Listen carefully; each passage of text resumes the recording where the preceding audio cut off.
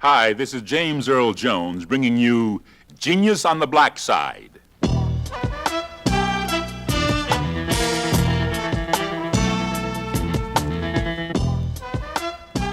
You know, genius is where you find it. But for many years, nobody was looking for it on the black scene. Today, black entertainers, singers, comedians, writers, and artists are getting their share of the limelight. And every week, we'll be bringing you a genuine sample of Genius on the Black Side. For today, how about listening with me to a cut from Dick Gregory's last album? Are you a young couple just starting to raise a family? From what the people at Social Security tell me, there are a lot of young workers who feel Social Security is great when you get older, but just an unnecessary burden when you're young and raising a family. Well, you just think about this for a minute. Suppose you became severely disabled and couldn't work for at least a year. You and your family could count on monthly Social Security disability payments if you worked long enough under Social Security. If you had a young, growing family, those checks would certainly be a help. And if you get Social Security disability benefits for 2 years, you can get Medicare protection no matter how young you are. If you should die at an early age, your dependents can get monthly survivor's checks. So you see, you and your family are well protected while you're building up your Social Security earnings record for retirement and Medicare. For more information, call any Social Security office. Back in 1961, Dick Gregory came out onto the stage of the Playboy Club in Chicago to face an audience of Southerners. He had the notion that the best way to bury racial strife was to laugh it to death. He left that audience laughing, and he has been doing it ever since until in 1973, Dick stopped fooling around and started devoting full time to the civil rights cause.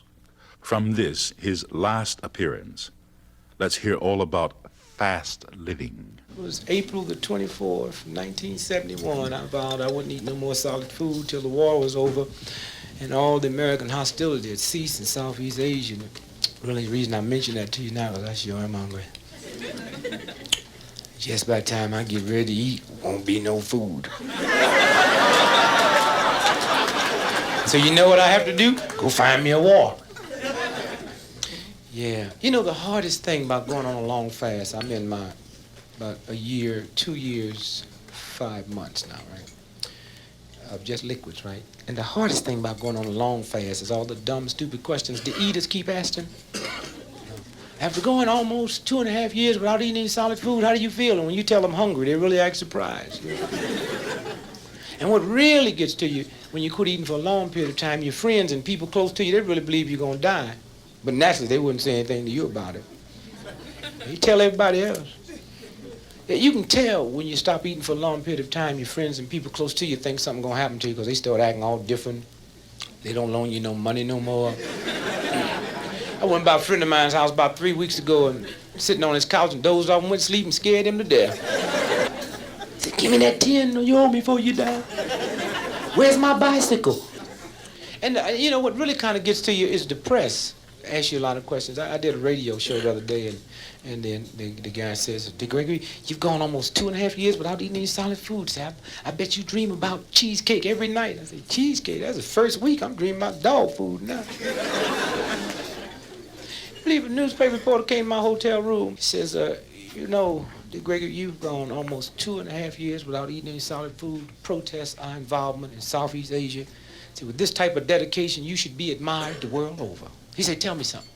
If all the hostilities that we getting involved with in Southeast Asia cease in the morning and another war break out next week with your type of dedication, would you give up eating again? I say, no way, baby. Man, I wouldn't quit eating again if they was fighting in my house. Dick Gregory, the voice from the back of the bus. It's a shame that we don't hear it anymore on records. Genius on the Black Side has been brought to you by the Social Security Administration and this station as a public service so that you may find out about your rights and benefits under Social Security. If you've enjoyed this show, please join us next week on this station. Until then, this is James Earl Jones saying, when you think of your future, think of Social Security.